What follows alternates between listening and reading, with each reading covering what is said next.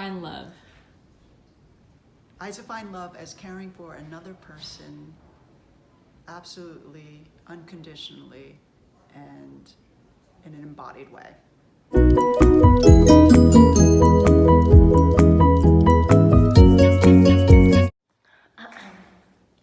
Crystallization is defined as the process where one often sees and exaggerates the positive aspects of their romantic interest, while at the same time becoming increasingly blind to their negative aspects or faults.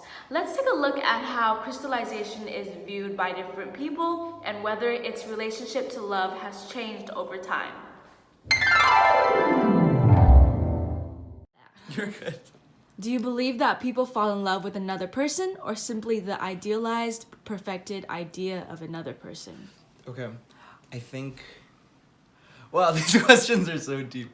I think you can have both. I really think you can have both. Love and like the idea of like romantic interaction and like deep connections with other people. I think it's totally possible to become so euphorically just like in awe and in love with like this idea of a person.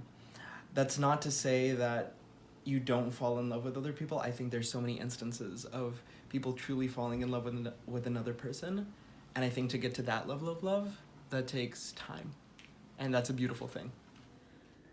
I think people first get interested in someone based off of like their over idealized versions of them, but then when they actually fall in love, I think they fall in love with the actual person. Like all of a sudden, like everything becomes amazing. You're like, oh, they're like simple things, like oh, they're so smart, or like they're nice to their mom, which means they're like amazing, blah blah blah blah. And then as you get to know them, they're either like actually those things or they're not, and you were just over exaggerating it.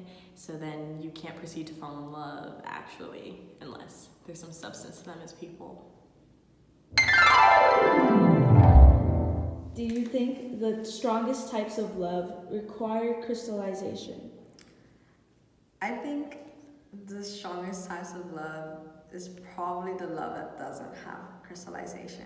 True love is like seeing someone and like accepting their flaws. I think it's necessary because you should find yourself like really really loving all the things that they love or are good at, and like you shouldn't want to be picking out all of their negative aspects or even really being aware of them at the beginning. Ooh.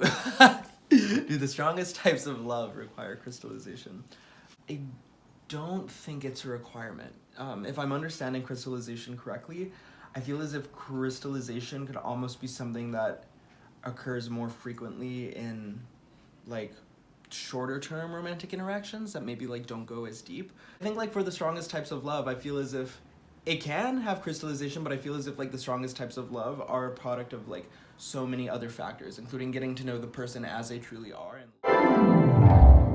So, as technology continues to develop today and in the future, how do you think it will change the way that love develops or forms, and how will this affect crystallization? I feel as if like that, like, oh my gosh, like Snapchat, Instagram, Facebook, I feel as if those are all things that will augment the crystallization, will augment crystallization because you're not telling the whole story necessarily. However, I think it depends on how the technology is used, like especially social media. If we start to forget that like people have their like struggles and like engage like with whatever tribulations, then I feel as if that would even like further distort the extent to which crystallization occurs. Like people will still interact with each other in real life to an extent, but I don't think people will look to forge relationships beyond like business encounters in real life anymore. You can already start to see it happening where like it's like as human beings, this is like our business professional selves, and then online is where you can like have casual conversations and things like that. So people aren't meeting at like libraries or coffee shops or grocery stores or at parties really anymore. It's like it's all online, and then the in real life stuff is organized after. And so I think it'll just increase crystallization because we'll only see the good parts. We'll literally be blind to the bad parts that we would otherwise have diminished anyways.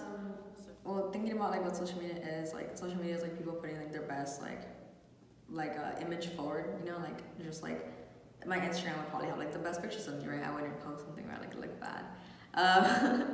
So I think it would in a sense contribute to crystallization because you're only seeing like all these good things and like not that it's making you more blind to the flaws, but I mean, it doesn't like, I guess, like even allow you to see those flaws. And cut. Thank you so much. Thank you.